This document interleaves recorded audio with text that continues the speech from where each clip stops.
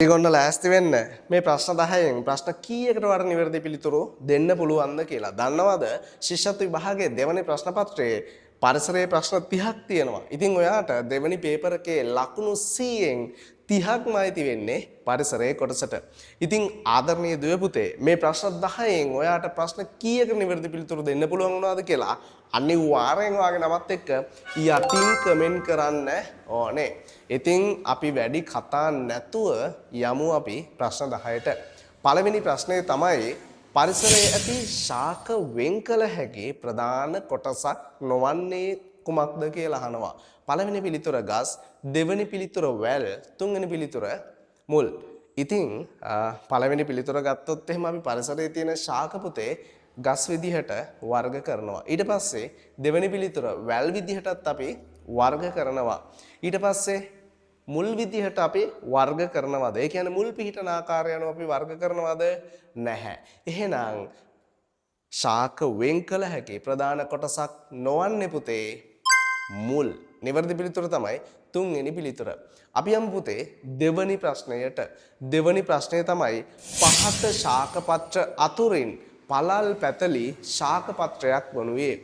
පළවෙනි පිළිතුර කැන්ද, දෙවෙනි පිළිතුර බුරුත, තුන්වෙනි පිළිතුර අඹ. ඉතින් ශාක පත්‍ර කියන්නේ මේ පුතේ මොනවද?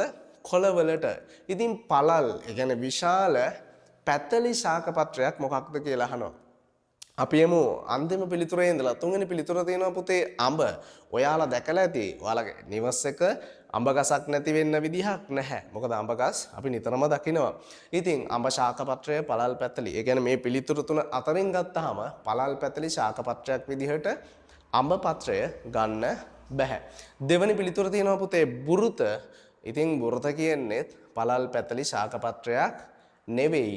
ඉතින් පළවෙනි පිළිතුර ඔයාලා දැකලා ඇති කැන්ද. මේ කැන්ද කොලේ රස කෑමක් කැන්ද කොලේ දෙකට නමලා රස කෑමක් ඔතලා තියෙනවා. ඒ කෑම වර්ගය මොකක්ද කියලා එන්නේ කෑම જાතිය මොකක්ද කියලා ඔයා කමෙන්ට් කරන්න ඕනේ. හරිම රසයි කළු පාටයි.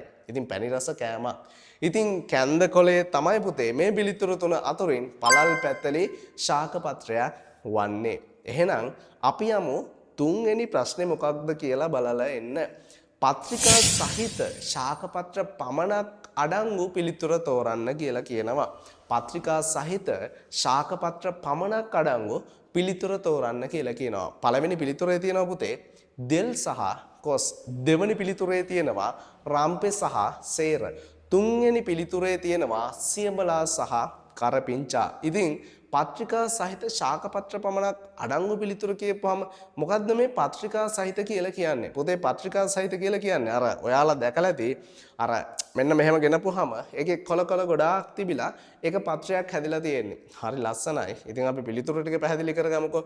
දෙල් සහ කොස්. ඔයාලා දැකලා ඇති දෙල් සහ කොස් පත්‍රිකා ගොඩක් එකතු වෙච්ච ශාකපත්‍රයක් නෙමෙයි. දෙවනි පිළිතුර රම්පේ සහ සේර. ඉතින් කුස්සියේ ඔයාලගේ ගෙදර කුස්සියේ නැති වෙන්නේ නැති දෙයක් තමයි මේ පුතේ රම්පේ සහ සේර. ඉතින් තුන්වෙනි පිළිතුර තියෙනවා සියඹලා සහ කරපිංචා. ඉතින් පුතේ ඔයාලා දැකලා ඇති සියඹලා කොලේ දැකලා නැතත් ඔයාලා දැකලා ඇති පුතේ කරපිංචා කොලේ නේද? අන්න කරපිංචා කොලේ පත්‍රිකා ගොඩක් එකතු වෙලා තමයි පුතේ පත්‍රය හැදිලා තියෙන්නේ. ඉතින් පත්‍රිකා සහිත ශාකපත්‍ර පමණක් අඩංගු පිළිතුර වන්නේ පුතේ තුන්වෙනි පිළිතුර. ඉතින් අපි යමු හතරවෙනි ප්‍රශ්නයට. මම හිතනවා ඔයාලට අර ප්‍රශ්න තුනටම නිවැරදි පිළිතුරු දෙන්න පුළුවන් වෙන්න ඇති කියලා. ඉතින් හතරවෙනි ප්‍රශ්නය තමයි පත්‍රයේ ඇඟිලි තුඩු වලින් පොඩි කළ විට සුවඳක් දැනෙන ශාකපත්‍රයක් නොවන්නේ. පත්‍රය ඒ කියන්නේ මේ කොළය ඇඟිලි තුඩු වලින් අපි මෙන්න මෙහෙම පොඩි කරපුවාම සුවඳක් දැනෙන ශාකපත්‍රයක් නොවන්නේ. ඔන්න වැදගත් දෙයක්. අපි වන්නේ නොවන්නේ මොනවද කියලා මේ ප්‍රශ්නවල තියෙනවා වන්නේ නොවන්නේ. ඕවා ගැන ලොකු අවබෝධයෙන් ඉන්න ඕනේ. මොකද නැත්තම් මේකේ වලට වර්ධින තැනක් තමයි ඇඟිලි තුඩු වලින් පොඩි කළ විට සුවඳක්. ඔච්චරයි ඔයාලා කියවන්නේ. පළවෙනි පිළිතුර තියෙනවා රම්පේ, දෙවෙනි පිළිතුර තියෙනවා කරපිංචා, තුන්වෙනි පිළිතුර තියෙනවා කොස්. ඉතින් අපි යමු පළවෙනි පිළිතුරට රම්පේ. රම්පේ හරි සුවඳයි පොඩි කරපුවාම මාළුවට දාපුවාම හරිම සුවඳයි. දෙවෙනි පිළිතුර තමයි කරපිංචා. ඉතින් පුතේ කරපිංචත් හරි සුවඳයි. ඉතින් තුන්වෙනි පිළිතුර තියෙනවා කොස්. ඉතින් මේ කොස් පත්‍රය පුතේ පොඩි කරපුවාම සුවඳක් එන්නේ නැහැ. අපෙන් අහන්නේ සුවඳක් දැනෙන ශාක පත්‍රයක් නොවන්නේ මොකක්ද කියලා. පළවෙනි සහ දෙවෙනි පිළිතුරු වල තියෙන පත්‍ර අතින් පොඩි කරපුවාම සුවඳ හමනවා. නිවැරදි පිළිතුර තමයි තුන්වෙනි පිළිතුර කොස්.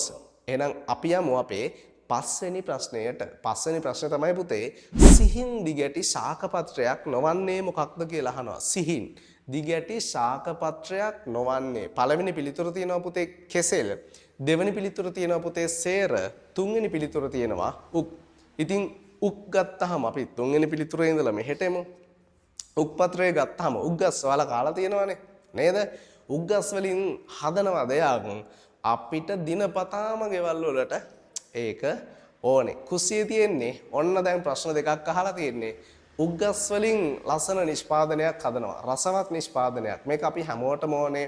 අපිට උදේටත් ඕනේ, සමහරවන්න දවස් 30 ඕනේ. ඉතින් හැම කුස්සියකම තියෙනවා. මොකනක්ද කියලා කමෙන්ට් කරන්න ඕනේ. ඉතින් උක් පත්‍රය ගත්තොත් එහෙම පුතේ සිහින් දිගැටි ශාක පත්‍රයක්. සේර කොලේ ගත්තොත් එහෙම සේරත් සිහින් දිගැටි ශාක පත්‍රයක්. සේර දැකලා නැත්නම් ඔයාලා හිතා ගන්න අපේ එළියේ තියෙනව නේද වල් පැලෑටි. දිග වල් පැලෑටි. අපි කියන්නේ මානකස් කියලා. අර ඒ වගේ චූටි සිහින් දිගැටි. ඉතින් සිහින් දිගැටි ශාක පත්‍රයක් නොවන්නේ පුතේ කෙසෙල්. ඇයි? කෙසෙල් කොලේ බත් උයන්න නෙමෙයි. බත් ඔතන්නත් ගන්නවනේ. ඉතින් සිහින් දිගැටි නම් අපි කල්පනා කරනවා කෙසෙල් කොලේ කොහොමද අපි බත් බෙදලා අපි අරයි යන්නේ කියලා. ඉතින් නිවැරදි පිළිතුර තමයි කෙසෙල්. ඊළඟ ප්‍රශ්නෙට අපි යමු. ඊළඟ ප්‍රශ්නේ තමයි පුතේ කඳ ඊටමත් ශක්තිමත් ශාක වර්ගයකි. කඳ ඊටමත් ශක්තිමත් ශාක වර්ගයකි. පළවෙනි පිළිතුර ගස් ලැබුව. දෙවෙනි පිළිතුර බුරුත. තුන්වෙනි පිළිතුර මුරුංගා. කඳ ඊටමත් ශක්තිමත් ශාක වර්ගයකි. ඉතින් පළවෙනි පිළිතුර ගමු අපි. ගස් ලැබු තියනවා පුතේ. ගස් ලැබු කියන්නේ පැපොල් වලට. ගස් ලැබු දන්නවනේ. ඉතින් ඔයාලගේ ගෙදර පැපොල් ගහක් තියෙනවා නම් ඒ පැපොල් ගහේ අපි නැගලාද පැපොල් කඩන්නේ නැහැ. කඳ කියන්නේ පුතේ අපි අර නකින්න අල්ලගන්න කොටස තියෙන්නේ ගහේ. අපි ගහක් ගිහිල්ලා බදාගන්නේ. අන්න ඒ කොටසට තමයි අපි කඳ කියලා කියන්නේ. ඉතින් ගස් ලැබු වල කඳ ශක්තිමත් නැහැ. ගස් ලැබු ගස් වල නැගලා හැම ගෙඩි කඩන්න යන්නේ නැහැ.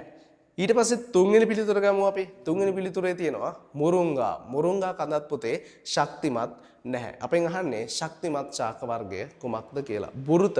බුරුත ඔයාලා දන්නවා වඩු කර්මාන්තයේදී. ඒ කියන්නේ ගෘහ භාණ්ඩ හදන්න සහ අපේ ජනල් ලුලුහව් ඒ වගේ දේවල් හදන්න මේ බුරුත ශාකයේ දැව යොදා ගන්නවා. ඉතින් කඳ ශක්තිමත් ශාක වර්ගයක් වන්නේ පුතේ 6 වෙනි ප්‍රශ්නෙට නිවැරදි පිළිතුර දෙවනි පිළිතුර. අපි යමු එහෙනම් 7 වෙනි ප්‍රශ්නයට. 7 වෙනි ප්‍රශ්නේ මොකක්ද තියෙන්නේ? පත්‍රය කොටස් වලට බෙදී ගිය ශාක පත්‍රයක් වන්නේ.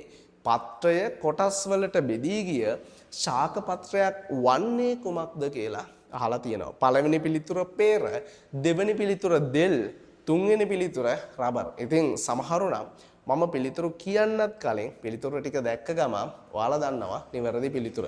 ඉතින් පේර ගත්තොත් එහෙම එයා කොටස් වලට කැටයමක් වගේ බෙදිලා ගිහිල්ලා නැහැ.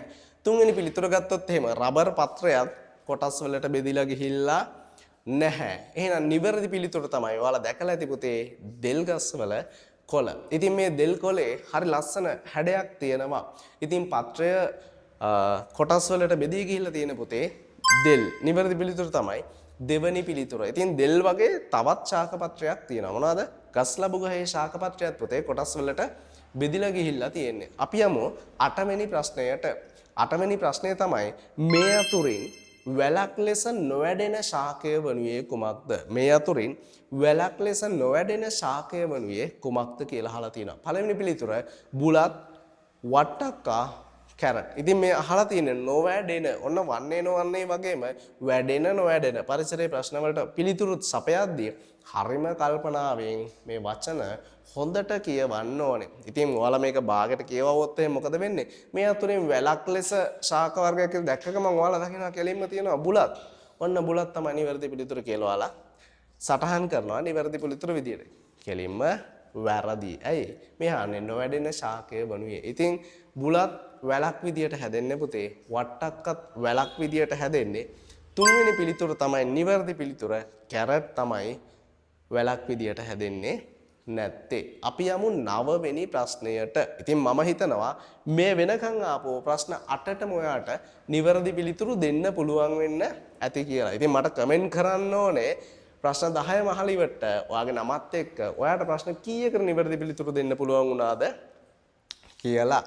9 වෙනි ප්‍රශ්නේ පුතේ මේ අතුරින් කඳ ශක්තිමත් නොවන ශාකය තෝරන්න කියලා අහනවා. කඳ ශක්තිමත් නොවන ශාකය තෝරන්න කියලා.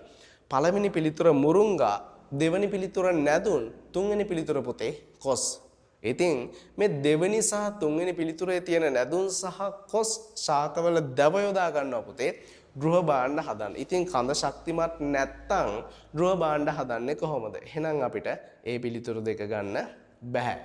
නිවැරදි පිළිතුර තමයි මුරුංගා. ඔන්න අවසාන ප්‍රශ්නය.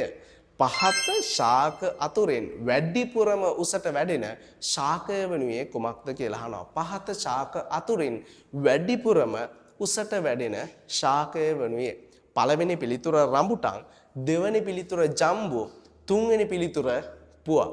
ඉතින් ආදරණීය දුවේ පුතේ රඹුටන් සහ ජම්බු ගත්තාම උසට වැඩෙනවා තමයි. ජම්බු ගහ ගොඩක් උසයි, රඹුටන් ගහ ගොඩක් උසයි තමයි. හැබැයි මේ පිළිතුරු තුනත් එක්ක තව එක්කෙනෙක් ඉන්නවා පුවක් ගස. ඉතින් මේ ගස් දෙකටම වැඩිය පුවක් ගස වැඩිපුරම උසට වැඩෙනවා. ඉතින් නිවැරදි පිළිතුර තමයි තුන්වෙනි පිළිතුර. ඉතින් ඔයාටත් මේ ප්‍රශ්න 10න් ප්‍රශ්න කීයකට නිවැරදි පිළිතුරු දෙන්න පුළුවන් වුණාද කියලා මේ දැම්ම මට ඔයාගේ නමත් එක්ක කමෙන්ට් කරන්න ඕනේ. ඒ වගේම ඔයාට තවත් හැමදාම මේ වගේ වාගේ විෂය ආශ්‍රිත කරුණු ඔයාට ඉගෙන ගන්න මේ channel එක ඔයා subscribe කරලා තියාගන්නත් ඕනේ. ඒ වගේම තවත් කෙනෙකුට බලන්න මේ වීඩියෝ එක හොඳයි කියලා හිතෙනවා නම් share කරන්නත් අමතක කරන්න එපා. එහෙනම් අපි නැවතත් දවසක මේ වගේ ලස්සන වීඩියෝ එකක් එක්ක එකතු වෙමු.